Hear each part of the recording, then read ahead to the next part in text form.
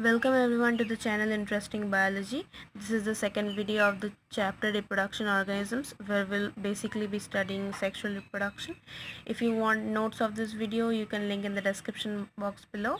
So now let's start. These are the basic key points of sexual reproduction. Two parents are involved, a male and a female parent both are involved, and gamete formation also takes place in sexual reproduction. As a result, fertilization also takes place. And third point is that offsprings are not identical, means offsprings are not clones. They are genetically as well as morphologically different from each other, as well as different from their parents. Point is phases in sexual reproduction. Sexual reproduction consists of three phases. The first is the juvenile phase or the pre-reproductive phase. This is the phase before the reproductive life of an organism starts. Second is the reproductive phase, the time in which an organism is capable of reproducing. And the third phase, the senescent phase, or which is also called the old age. This is the post-reproductive phase. During this while also the organism cannot reproduce. It has moved past its reproductive phase, leading to aging. Point is sexuality in plants and animals. So let's discuss the plants first. So there are two types of plants or two types of sexualities in plants. The first is homothallic or monoecious plants. These are those type of plants in which both male and female flowers are present in the same body, which you can also refer to as the bisexual condition. However, it is important to remember the terms like homothallic and monoecious, because in exams most of the time they don't write bisexual plants, rather than they write homothallic or monoecious plants. So you need to remember the terms. The terminologies are important in this case. Example is coconut, maize, etc. You should also remember the examples, because in 1 marks they may ask that give an example of a monoecious plant. So at that time you need to know what are the examples. The second type is heterothallic or dioecious plants. In this case, the female flowers and the male flowers are in different plant bodies, or which can also be referred to as the unisexual condition. Example is papaya, date palm, etc. In this case also you need to remember the terms. Now two more special terms in heterothallic or dioecious plants appear, that staminate or pistillate plants. Staminate are those plants in which only the stamen or the male flower body is present, whereas in pistillate only the female flower body is present. So you need to remember these two terms too for exam purpose.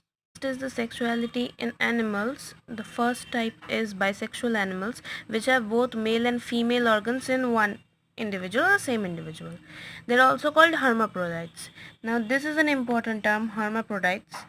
In exam they may ask that what are hermaphrodites, or give an example of hermaphrodites. So they are basically the same as the bisexual animals, and example are earthworm, leech, etc. Now you need to remember the examples because they often come in 1 marks. The second type is unisexual animals, which have male and female organs in different individuals. For example, us humans, dog, etc. The next topic is features of sexual reproduction. Now the first feature is that reproduction is a seasonal phenomena in some organisms. Not in all organisms, but in some organisms. They reproduce in a specific season. So let's see at first in plants, monocarpic plants. In such plants, flowering occurs once in life cycle, after which they bear fruit and die, like annual plants like rice, wheat, or biennial plants like radish. Means during their whole life cycle they will only flower once, and after flowering they will bear the fruit and then they will die. So here are some specific cases, like bamboo species flower once in their lifetime, generally after 100 years. They produce large number of fruits and die. This is very important.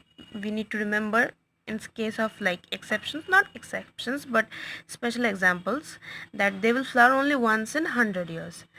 And the next one is Strobilanthes kunthania or Nilakurinji flowers, which are blue in color, bloom once in every 12 years.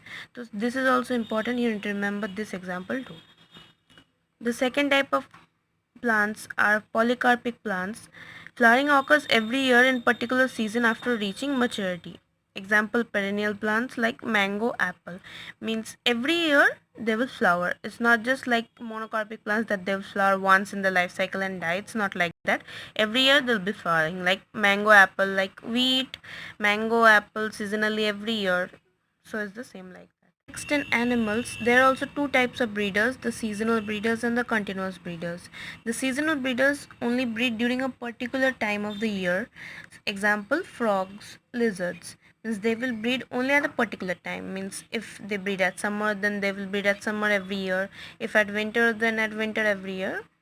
And next are continuous breeders who reproduce throughout their lifespan of sexual maturity. Means as long as they are in the reproductive phase, they will reproduce as many times as they want in within the year or within their life cycle. Example, cattle, poultry, rabbit. The cyclical changes during reproduction. During the reproductive phase, cyclical changes occur in the female body of many primates and non-primates. So they are called the estrous cycle in non-primate mammals like cows, sheep, and menstrual cycle in primate mammals like monkeys, humans. We will read about this in detail in other chapters, but for now you need to remember the name of the cycles. That's estrous cycle in non-primate mammals and menstrual cycle in primate mammals. In this video at this point, in the next video we will be studying about the events in sexual reproduction in detail. Till then, if you like this video, please give it a like. If you think it's helpful, then share it with your friends, and if you want more of these videos, subscribe to the channel Interesting Biology, and I'll see you all later.